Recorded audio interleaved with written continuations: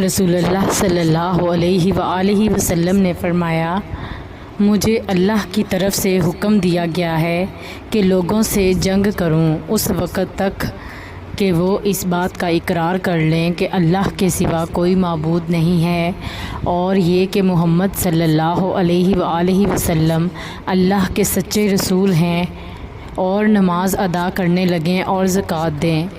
جس وقت وہ یہ کرنے لگیں گے تو مجھ سے اپنی جان اور مال کو محفوظ کر لیں گے، سوائے اسلام کے حق کے۔ رہا ان کے دل کا حال تو ان کا حساب اللہ کے ذمہ ہے۔ صحیح بخاری حدیث نمبر 25۔ حضرت محمد صلی اللہ علیہ وآلہ وسلم نے فرمایا، مجھے دوزخ دکھلائی گئی تو اس میں زیادہ تر عورتیں تھیں جو کفر کرتی ہیں۔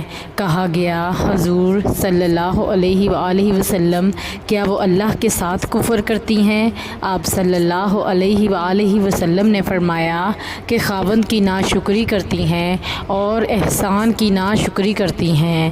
اگر تم عمر بھر ان میں سے کسی کے ساتھ احسان کرتے رہو، پھر تمہاری طرف سے کبھی کوئی ان کے دل میں ناگواری کی بات ہو جائے تو فوراً کہہ اٹھے گی کہ میں نے کبھی بھی تجھ سے کوئی بھلائی نہیں دیکھی۔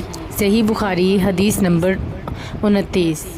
ایک دفعہ رسول کریم صلی اللہ علیہ وآلہ وسلم ایک انصاری شخص کے پاس سے گزرے، اس حال میں کہ وہ اپنے ایک بھائی سے کہہ رہے تھے کہ تم اتنی شرم کیوں کرتے ہو؟